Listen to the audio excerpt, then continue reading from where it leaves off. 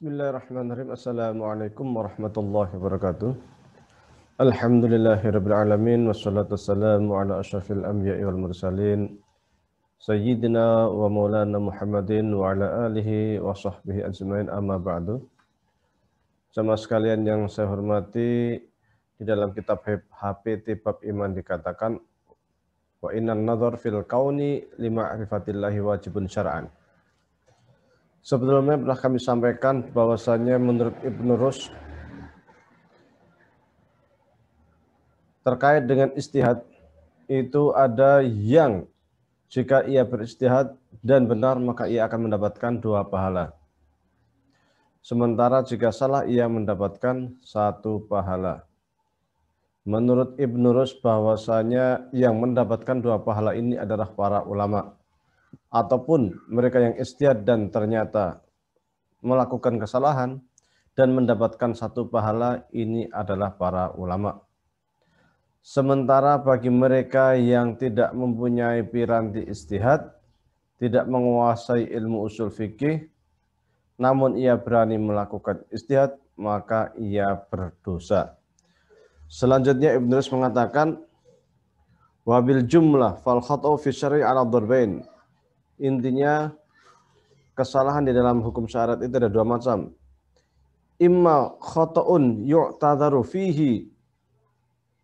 Jadi ada kesalahan yang ia itu dimaafkan, dima'fu. Man huwa min ahli nadhar fi dzalika syai' alladhi waqa'a fihi al-khata'. Jadi ahli nadhar atau mereka yang sudah punya kapabilitas untuk melakukan istihad.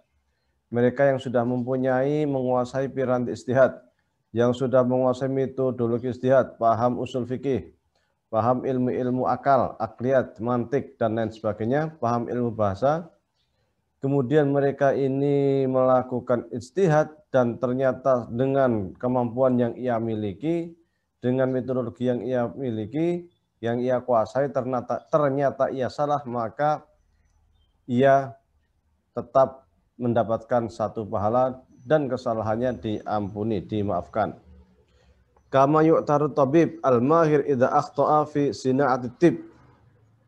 Sama halnya seperti seorang dokter yang memang dia itu sudah profesional, sudah sangat bagus, sudah menguasai ilmu kedokteran, tetapi ia melakukan kesalahan, maka kesalahan ini dimaafkan. Wal hakim al-mahir idza akhta'a fil hukmi, atau seorang presiden, seorang pemimpin negara yang dia juga profesional, ia mengetahui tentang ilmu tata negara, ilmu politik, ia yang mengetahui hak dan kewajiban sebagai seorang pemimpin, mengetahui maslahat-maslahat rakyat, mengetahui apa yang menjadi hal terbaik buat rakyat.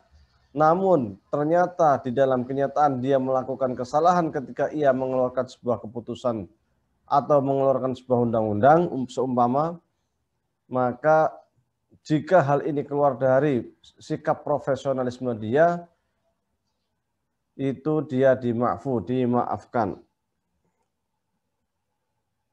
Wala yu'tadhar fihi man laysa min ahli dzalika sya'an. Tetapi bagi mereka yang tidak mempunyai sikap profesional, bukan dokter tetapi dia berani memberikan resep obat atau berani mengobati orang lain, melakukan operasi seumpama, padahal dia bukan dokter, maka ketika ia melakukan itu, ia berdosa.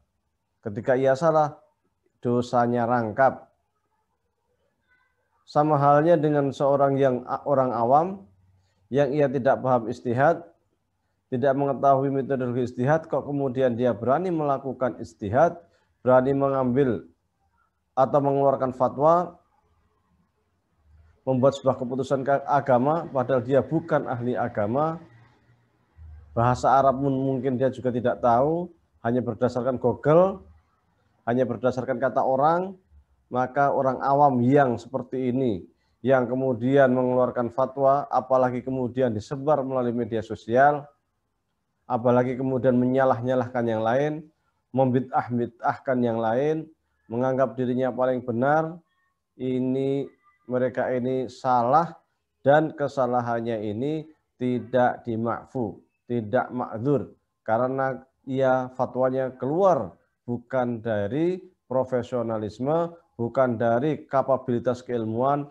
tetapi sesungguhnya dia sekadar orang awam. Orang awam yang berani memberikan fatwa, berani melakukan ijtihad dan menyebarkan fatwa ini. Nah, orang seperti ini sesungguhnya sesat menyesatkan.